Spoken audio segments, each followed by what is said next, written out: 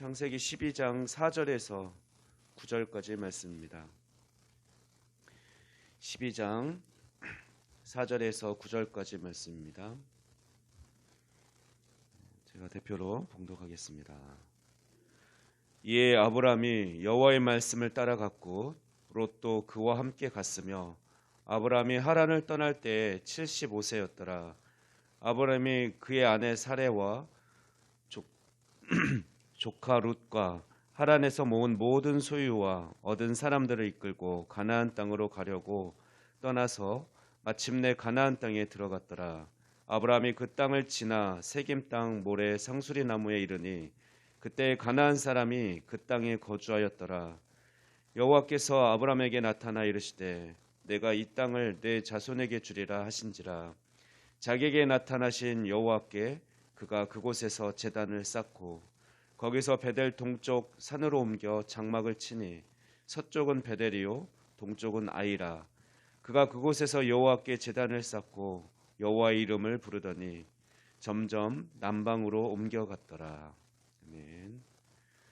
오늘 본문은 아브라함이 하나님의 말씀에 순종하여 가나안 땅에 이르렀고 거기서 하나님께 제사를 드린 이야기가 기록되어 있습니다. 우리는 오늘 본문을 통해서 몇 가지 믿음의 원리를 배우게 됩니다. 첫째는 믿음은 하나님의 말씀을 순종하는 순간부터 생긴다는 것입니다. 4절 말씀을 보면 아브라함이 여호와의 말씀을 쫓아갔다라고 말하고 있습니다. 아브라함은 고향과 친척과 아버지의 집을 떠나 하나님께서 보여줄 땅으로 가라는 그 말씀에 순종했습니다. 여기서부터 아브라함의 믿음의 여행은 시작된 것입니다. 믿음은 이해하거나 증거를 찾는 것에서부터 시작하지 않습니다. 믿음은 하나님의 말씀을 그대로 믿고 순종하는 것에서부터 시작합니다. 믿음은 순종하는 만큼 완성됩니다. 따라서 믿음의 깊이는 곧 순종의 깊이입니다.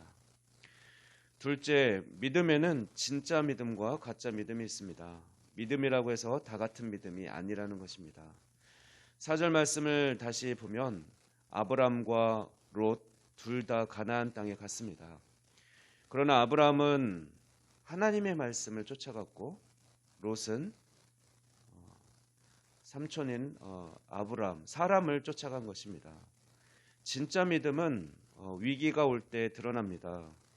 고통과 역경에 부딪힐 때 진짜 믿음을 가진 사람은 그 역경을 넉넉히 극복해냅니다. 하나님을 신뢰하고 의지하기 때문에 흔들림이 없습니다. 그러나 하나님이 보이지 않고 하나님의 음성이 들리지 않으면 주변 사람을 따라가던 사람은 곧 흔들리고 맙니다. 역경에 부딪혔을 때 쉽게 포기하고 하나님을 떠나버리는 것이죠. 따라서 우리는 사람을 쫓으면 안 되겠습니다. 오직 하나님의 말씀만 쫓는 믿음의 사람들이 되기를 소원합니다. 사람을 쫓아다니면 실망과 상처를 얻게 됩니다. 우리가 사실 옆 사람이 배부르다고 해서 옆 사람이 은혜 받았다고 해서 내가 은혜 받은 것은 아니죠. 내가 직접 하나님의 음성을 듣고 내가 직접 하나님의 말씀을 받아야 그때에 비로소 우리는 흔들리지 않는 믿음을 갖게 될 것입니다. 셋째, 믿음은 끝까지 포기하지 않는 것입니다. 4절 말씀 후반부를 보면 아브라함이 하란을 떠날 때 그 나이 75세였다라고 기록하고 있습니다. 우리가 앞서 11장에서 살펴본 바와 같이 아브라함은 그의 아버지와 함께 모든 가족이 갈대아 우르를 떠나서 가나안으로 가던 중에 하란에 머물고 말았습니다. 데라는 그곳에 정착하고 더 이상 하나님의 말씀에 순종해서 가나안으로 나아가지 않은 것이죠. 그러나 아브라함은 포기하지 않고 하나님의 부르심을 따라서 고향과 친척과 아버지의 집을 떠나 하나님의 말씀에 순종합니다. 이것은 결코 쉬운 것이 아니라고 했습니다. 모든 가족이 함께 살고 있고 또 익숙한 곳을 떠나고 더군다나 아버지를 떠나고 이렇게 가족 공동체를 떠난다는 것은 어떻게 보면 배척당하는 것이고 자신의 힘이 약해지는 것이기 때문에 쉬운 일이 아니었습니다. 하지만 아브라함은 그 환경이나 조건보다도 하나님의 말씀에 귀 기울였고 말씀을 순종했습니다. 결코 중간에 멈추어 서지 아버지처럼 믿음의 길을 멈추지 않았습니다. 그렇습니다. 우리 신앙생활은 마라톤 경주와 같습니다. 계속 달려야 합니다. 중간에 잠시 쉬어가거나 또는 도중 하차하면 안 됩니다. 혹시 도중 하차했더라도 잠시 멈추었었다 하더라도 다시 시작하는 것이 중요합니다. 아브라함은 75세에 다시 시작했습니다. 이것이 믿음입니다. 다시 시작하기에 늦은 나이는 없습니다. 제가 함께 신학을 공부했던 사람들 중에 제가 가장 나이가 젊었다고 어렸다라고 말씀드렸습니다.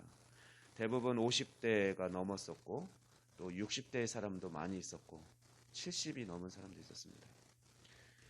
사람들의 생각으로는 야, 그 나이에 신학 공부해서 뭐 하려고 그래 이렇게 생각할 수도 있지만 그들은 오랫동안 돌고 돌아서 또 멈추어 있다가 다시 하나님의 음성을 듣고 순종함으로 신학 공부를 시작했고 목회자의 길을 준비했습니다. 그렇다면 우리도 그분들을 생각할 때 나도 70이 다 됐고 또 70이 넘었는데 내가 뭘 할 수 있지? 요즘은 120세 세대라고 합니다. 주님이 부르실 그날까지 내가 하나님 나라를 위해서 할 수 있는 일 무엇일까? 하나님께 물어가면서 또 지금도 늦지 않았으니 준비하고 또 계속해서 멈추지 말고 성장하고 또 믿음의 길을 걸어가야 할 것입니다. 그렇다면 우리가 믿음으로 나아가면 모든 일이 다 은혜 가운데 잘 이루어질까요? 그렇지 않습니다. 믿음으로 나아갈 때 오히려 어쩌면 사탄의 공격이 더 많아질 수도 있고 또 많은 장애물을 만나게 될 것입니다.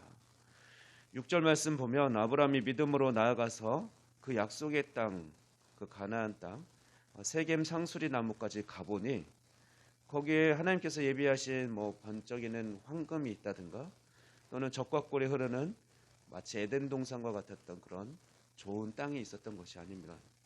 그곳에는 원래부터 거주하던 가나안 땅 원주민들이 있었습니다. 이것은 그 원주민들과 싸워야 한다는 것을 의미합니다. 전쟁이죠. 하나님께서는 약속의 땅에 보내셨지만 사실 그 땅은 또 쟁취해야 되는 그런 땅이었습니다. 그러나 우리의 믿음이 믿음으로 순종하고 간 곳에 전쟁이 기다리고 있었습니다. 그러나 우리의 믿음의 여정에서 만나게 되는 영적 전쟁, 그렇다고 해서 그것이 결코 나쁜 것만은 아닙니다. 하나님께서는 우리를 하나님의 사람, 믿음의 사람으로 만드시기 위해서 때로는 그런 싸움의 대상 또는 장애물 또 우리는 시험의 대상들을 우리에게 허락해 주십니다. 하나님께서는 이스라엘 백성을 출애굽시키시고 사실 2주 만에 곧장 가면 도착할 수 있는 그런 가나안 땅이었지만 하나님은 그들로 하여금 곧바로 가게 하지 않으시고 40년 강야 생활로 인도하십니다. 신명기에서는 그 이유를 이렇게 기록하고 있습니다. 이는 너를 낮추시고 너를 시험하사 내가 내 말을 듣는지 알려 하심이라. 그렇습니다. 하나님은 하나님의 사람을 믿음의 사람으로 또 하나님을 온전히 예배하는 자로 만드시기 위해서 그를 시험하시고 낮추십니다. 고난은 상급에 대한 보증수표다라는 말이 있습니다. 상급이 클수록 고난도 크다는 의미입니다. 우리가 하나님의 일을 할 때 고난이 없다면 어쩌면 그것은 하나님의 일이 아닐 수도 있습니다. 따라서 우리는 장애물이나 고난을 두려워하지 말고 능히 감당케 하시고 또 이기게 하시는 하나님을 의지하면서 포기하지 말고 나갑시다. 7절 말씀을 보면 우리는 믿음의 모습을 또한 발견합니다. 하나님은 임재하셔서 이 땅은 내 땅이다라는 비전과 믿음의 확신을 주셨을 때 아브라함의 반응이 무엇입니까? 앞서 이스라엘 백성을 너를 낮추시고 예배자로 만들기 위해서 40년 광야 생활을 하게 하셨다라고 말씀드렸는데 아브라함은 하나님의 약속 앞에, 하나님의 인도하심 앞에 예배로, 제사로 반응합니다. 또 아브라함은 하나님의 이름을 불렀다. 옮길 때마다 제사를 드렸고 그것이 아마 하나님의 땅임을 선포했을 것입니다. 또 하나님이 나를 신실하게 인도하심을 감사를 드렸을 것입니다. 그러면서 하나님을 찬양하고 예배하는 아브라함의 모습을 보게 됩니다. 믿음은 하나님을 만나는 것이고 하나님을 만나는 순간에 제단을 쌓고 예배를 드리는 것입니다. 이것이 진짜 믿음입니다. 그래서 진정한 믿음을 가진 사람은 예배 드리는 것을 즐거워합니다. 예배를 기뻐하는 것이죠. 그가 얼마나 믿음이 있느냐는 그 사람이 하나님을 위해서 얼마나 많은 일을 했느냐가 아닙니다. 얼마나 그가 예배를 기쁨으로 드리고 예배를 즐거워하는가, 예배에 얼마나 깊이 나아가는가가 그가 진정한 믿음을 가진 자인지 우리는 중요한 판단 기준이 될 것입니다. 여러분 스스로를 한번 돌아보십시오. 여러분은 예배를 기뻐하는 자입니까? 모든 상황에서 하나님을 예배하는 자입니까? 하나님의 이름을 높이고 있습니까? 그러므로 우리는 항상 겸손하게 하나님의 임재를 구하며 예배하는 삶을 살아가길 주의 이름으로 축원합니다. 기도하겠습니다. 하나님 아버지, 하나님께서는 아브라함의 믿음을 통해 믿음이 무엇인지 다시금 우리에게 깨닫게 해주시니 감사합니다. 우리 믿음이 하나님의 말씀에 즉각 순종하는 믿음이 되게 하시고 또 사람이 아닌 하나님의 말씀만 쫓아가는 믿음이 되게 하여 주시옵소서. 또한 어려움과 또 환난이 있을 때에도 끝까지 포기하지 않는 믿음을 주시고 이를 위해 우리가 늘 하나님의 임재를 사모하며 예배 가운데 나아가는 그런 복된 삶이 되게 축복해 주시옵소서. 우리 남은 인생 하나님을 마음껏 예배하고 찬양하는 삶이 되도록 주여 우리를 친히 인도하시며 영광받아 주시옵소서. 감사드리며 우리 주 예수 그리스도의 이름으로 기도하옵나이다. 아멘.